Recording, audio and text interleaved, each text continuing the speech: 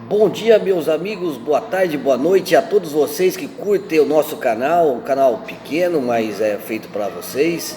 O Pão do Palhaço. Falamos de efemeridades e falamos também de questões legais para você. Hoje é a dica do Enem.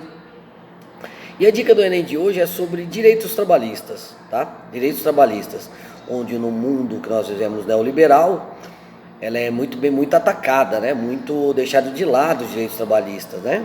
Mas foi muito importante em muitas épocas do Brasil, do mundo, né?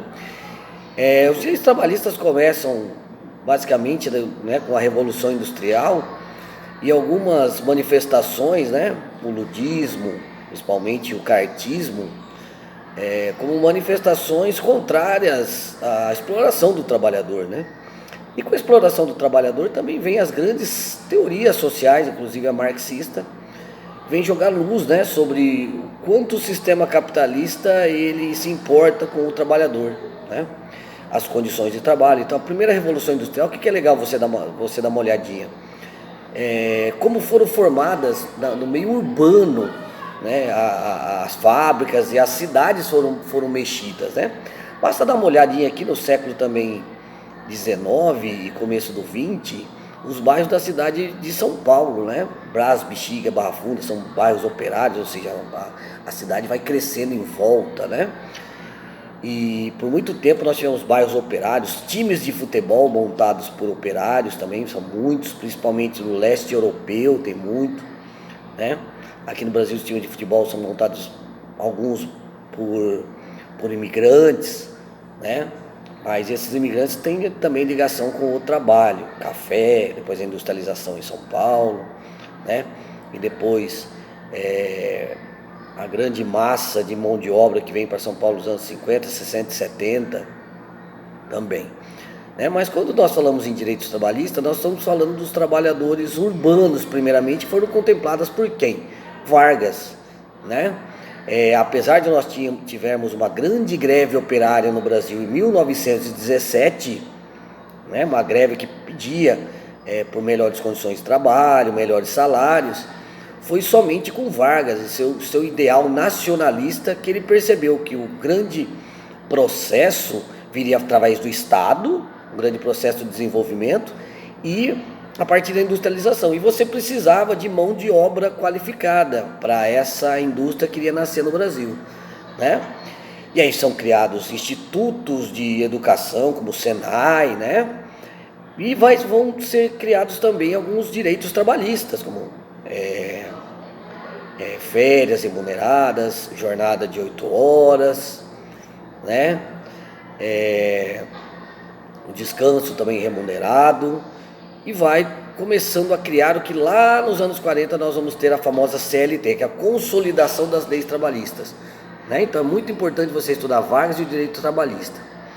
Nós vamos ter alguns direitos sociais também expandidos no regime militar, né? O regime militar também vai ter alguns direitos expandidos, como o 13º, né? Já tínhamos o fundo de garantia e o 13º, né? O fundo de garantia que já tinha sido dado anteriormente, né? Mas o 13º, e no 13º ele foi alvo de muitas críticas da mídia da época. Não, vamos dar 13º salário, né?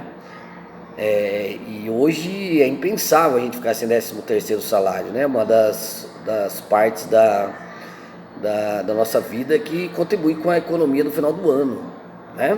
13º salário. Nós tivemos um desmonte dessa política varguista no governo Temer, né?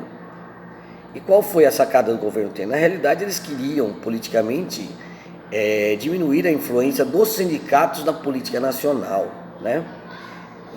Onde são muito fortes. Sindicatos nos Estados Unidos são muito fortes, sindicatos também aqui na América Latina são muito fortes, mas aqui no Brasil, na Europa também, e aqui no Brasil houve, né, um movimento político de enfraquecimento dos sindicatos.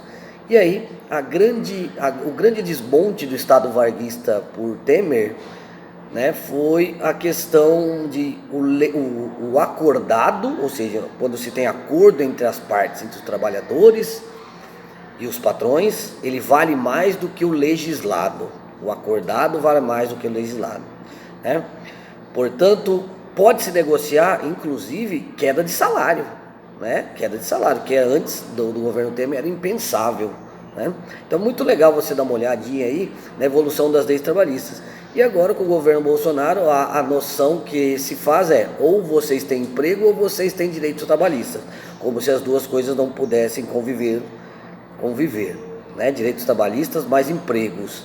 O que nós estamos vendo é uma precarização dos empregos no Brasil, uma lenta criação de empregos, mas empregos bem com baixo valor, né?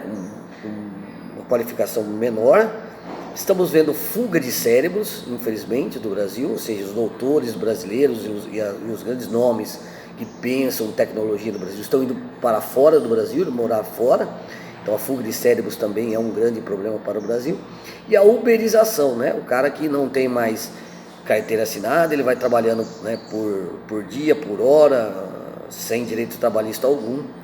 E é também a instalação de um processo que cada trabalhador tem que ser uma microempresa, que é a famosa MEI.